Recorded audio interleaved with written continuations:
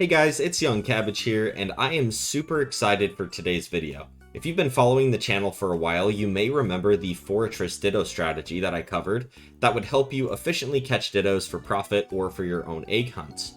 However, a new strategy has come to my attention, and after a lot of personal testing, I am here to showcase it.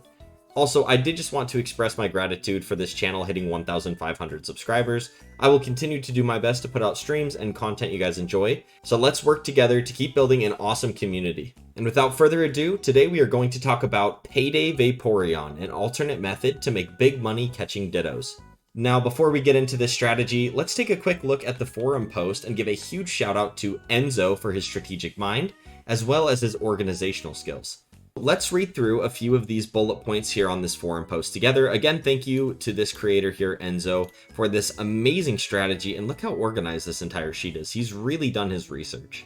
I will also leave this in the description below in case you have any questions or any concerns about this method, but please go check it out for yourself regardless because it's ingenious.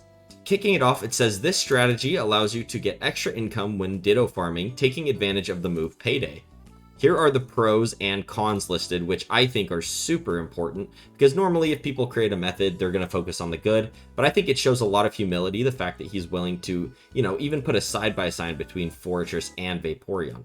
So for the pros, you get one Pokemon used per catch, no switching needed, meaning that you don't need to switch from Forretress over to Breloom.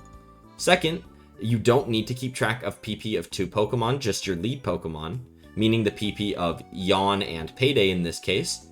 The third point is that if you create 6 Vaporeons for your party, you can actually catch a total of 96 Dittos per run.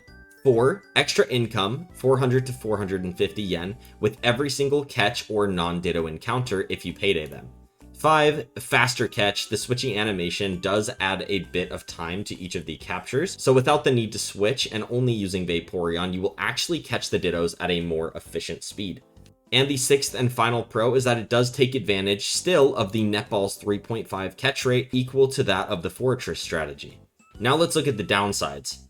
For the first one, Payday may crit, resulting in a failed catch. This is the only thing that I noticed that is a little inefficient about the strategy, is whenever you're going, like let's say you encounter a Ditto, you use Payday, if you do happen to roll the critical hit chance, the Ditto will die. It's not a huge deal in my opinion, but some people might not like that. The second is that this is not recommended if you do encounter a shiny Ditto. This simply means that if you do end up making 6 Ditto catchers or 6 Vaporeons and happen to encounter a shiny Pokemon or a shiny Ditto, you just won't have the catching Pokemon to make your life easier. This is an easy problem or easy fix. I would personally just go into it with 5 Vaporeons and 1 catching mon. I think that's a simple solution.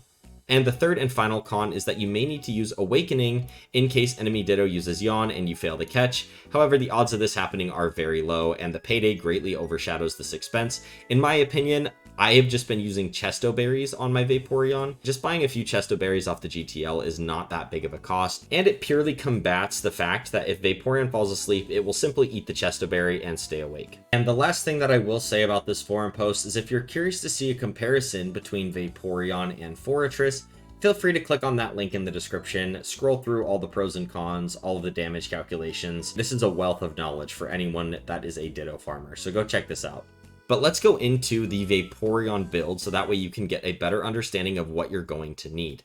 Now, bringing up the Vaporeon, again, I do this personally in Route 47. You do lose a few, maybe 10 to 50 Pokeyen if you do the strategy here just because of the level of the Dittos. However, in my opinion, it's not that big of a deal. But if you are really concerned about doing it the most efficiently, I would use the Silk Scarf build for this Vaporeon, but Silk Scarf and Chesto Berry are pretty interchangeable here.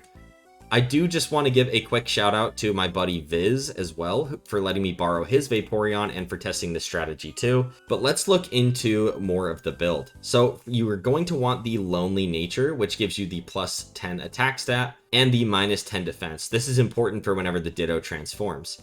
For EVs, you're going to want 240 attack EVs, 252 special attack EVs, and 18 in speed. Again, if you're curious on why you need all these numbers, consult the forum post, as this math was done purely so that way you could hit the Ditto with a Payday and keep it alive. For the IVs, you're going to want 31 in attack and 0 in defense. This is just so that way Payday hits a little bit harder whenever that Ditto transforms and takes its stats upon itself. And for the moveset, you can really do whatever you want, but the 2 essential moves are going to be Yawn and Payday.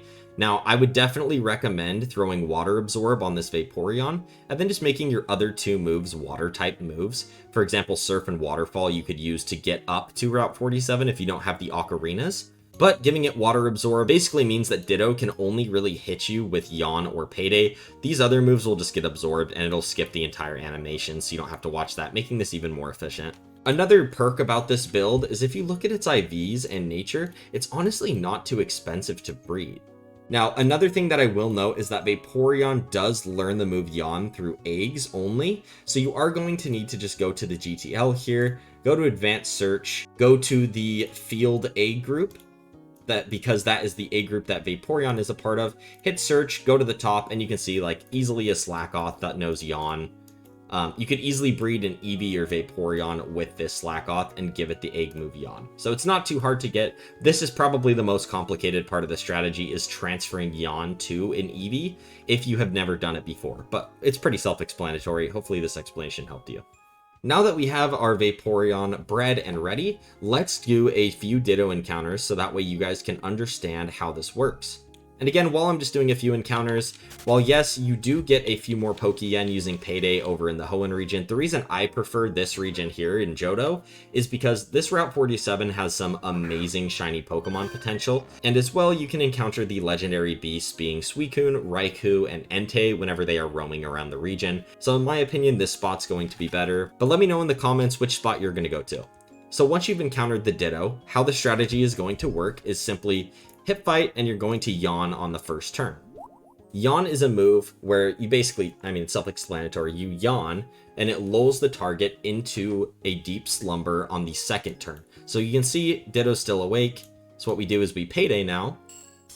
This will make it so that way we gain extra money at the end of this battle. Ditto will attack you with either Payday, Yawn, or one of the water moves, and those will get absorbed. And then simply, you are just going to throw the netball because Yawn kicks in and puts it asleep on the second turn, and then you'll catch the Ditto. And the strategy is honestly just as simple as that.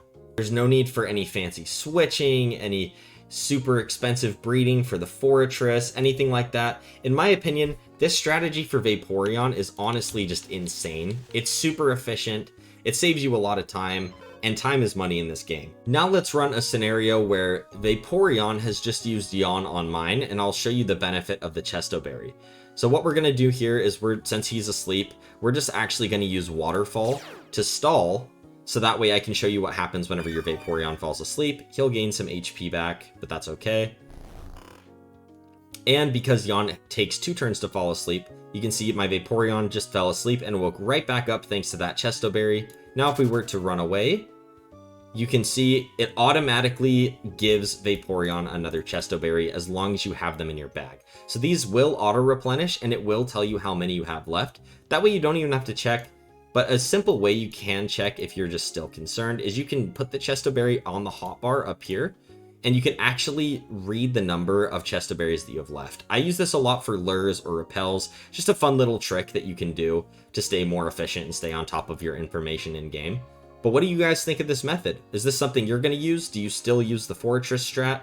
I personally will start using this Vaporeon strategy as I think it's more effective. I'm actually going to be working on breeding all 6 of them in the coming month, but wanted to do something special because, again, I'm super appreciative for everyone who subscribes to the channel, follows, watches streams. You guys have truly made this such a fun experience for me. So I will be breeding and giving away a Vaporeon that will be used for this Ditto farming method 1 week from the time this video releases. If you want to be entered into that giveaway, all you have to do is be subscribed to the channel and leave a comment on this video here. But again, thank you so much for watching, and I'll catch you guys in the next video.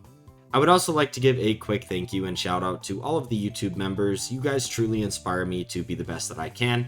I'm grateful for you guys every single day. If you have not become a member yet, please consider it by hitting join on my YouTube homepage, and I hope you guys have a great day.